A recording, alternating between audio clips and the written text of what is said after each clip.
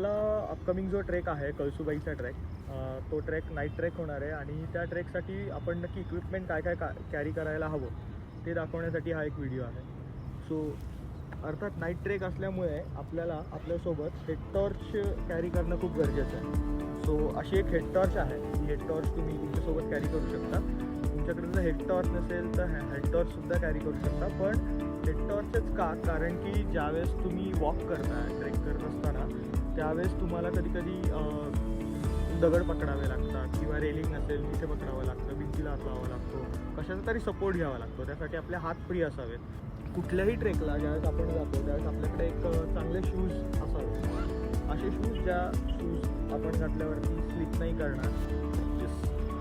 CTRचे हा uncle shoes आहे. So uncle support तुम्हाला यामध्ये मिळतो. माझ्यासारखा तुम्ही लो अँकलचा शूजसुद्धा घेऊ शकता. आणि हे शूज अगदी तुम्हाला फक्त 1000 to 1200पर्यंतच्या रेंजमध्ये मिळतात. फार महाग नाही आहे शूज. सो असे शूज तुम्ही कॅरी करू शकता. हवं तर तुम्हाला लिंक मी डिस्क्रिप्शनमध्ये देतो आणि एका शॉपचं सुद्धा डिटेल्स देतो. तिथे जर तुम्ही गेलात आणि कॅम्प इंडियाचं नाव सांगितलं तर तुम्हाला नक्कीच डिस्काउंट मिळेल.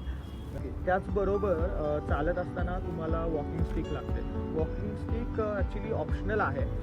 का? कारण की प्रत्येकाला वॉकिंग स्टिक सुरुवातीला वापरता येत नाही. थोडीशी तुम्हाला यावरती प्रॅक्टिस करावी लागते, यूज करावं लागतं. कारण की तुम्ही ज्यावेळेस स्टिक वापरता, स्टिक मोठी असते, म्हणजे आपल्या हाईटनुसार आपण ती ॲडजस्ट करतो.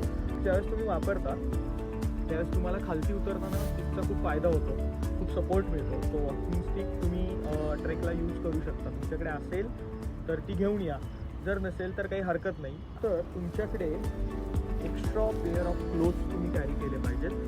का? कारण की का स्वेटिंग होतं. कधी कधी पावसात आपण भिजतो, कधी कधी आपल्याला असं वाटतं की आपण थोडंसं त्या ओढ्यामध्ये जाऊया, सेफ आहे तिथे आपण जातो, किंवा या सगळ्या गोष्टींमुळे तुम्हाला चेंज करावं लागू शकतं. किंवा कधीतरी रॉकवरनं ज्यावेळेस आपण उतरत असताना कधी कधी कपडे फाटू शकतात. तर त्यावेळेस आपल्याकडे एक्स्ट्रा पेअर ऑफ क्लोथ्स हा असावा, म्हणून ते तुम्ही कॅरी करा. तो एक महत्त्वाचा पार्ट. मुंबईच्या ट्रेकला येत आहे म्हणून एक असं विंडशीटर नाही, फ्लीस जॅकेट किंवा स्वेटर म्हणू शकतो, ते कॅरी करू शकता.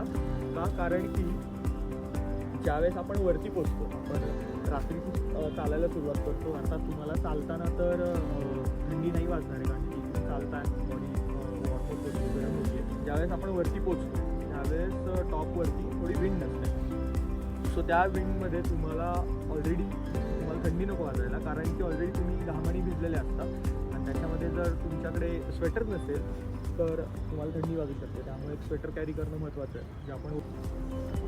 त्याच्यानंतर तुमच्याकडे एक नॅपकिन असावा.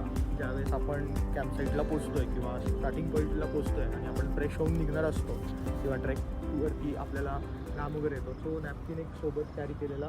आणि एक महत्त्वाची गोष्ट राहिली आहे ती म्हणजे पाण्याची बॉटल. कुठल्याही ट्रेकला तुम्ही जाताय तर ॲटलिस्ट तुमच्याकडे 2 ते 3 लिटर तरी पाणी असायला हवं. ठीक आहे. आणि हे पाणी घरनं घेऊन या. कुठल्याही गावामध्ये जाऊन प्लॅस्टिकच्या बॉटल्स परचेस नका करू, त्याने कचराच होणार आहे. त्यापेक्षा तुम्ही घरनं बॉटल भरून घेऊन येऊ शकता, घरचं पाणी घेऊन येऊ शकता. 2 लिटर पाणी हे लागतं.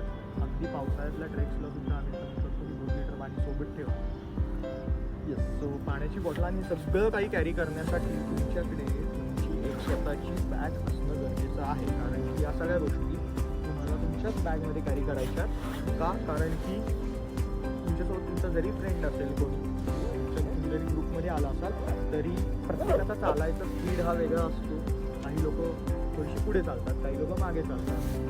डिस्टन्स असतो आपल्या ग्रुपमध्ये, आपल्या सोबत जो आपला फ्रेंड आला आहे त्याच्यामध्ये. आणि असं नको व्हायला की तुम्ही मागे राहिला, तुमचा मित्र पुढे आहे आणि तुमची पाण्याची बॉटल त्याच्यातली. तर एक छोटीशी बॅग तुम्ही कॅरी करू शकता. त्यामध्ये या सगळ्या गोष्टी कॅरी करू शकता. एक अशी एक छोटीशी एक बॅग येते, की 10 लिटरची बॅग आहे. याच्यामध्ये ट्रेक करत असताना सर्वात महत्त्वाच्या गोष्टी तुम्हाला यात कॅरी करायच्या, त्या म्हणजे पाण्याची बॉटल, स्वेटर, थोडासा ड्राय स्नॅक्स आणि तुमचा हेड टॉर्च असेल किंवा तुमची कॅप असेल. या सगळ्या गोष्टी तुम्हाला या बॅकपॅकमध्ये कॅरी करायच्या.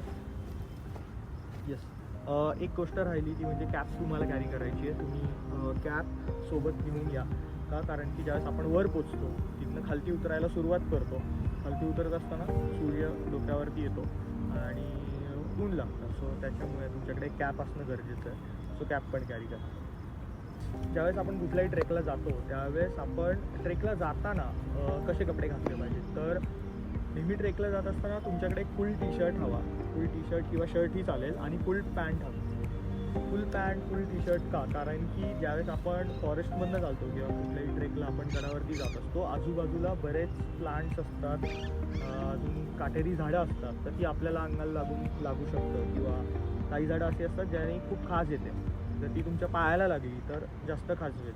त्यामुळे फुल पॅन्ट महत्त्वाची आणि फुल टी शर्ट हा महत्त्वाचा आहे. हा तुम्ही ट्रेकला येताना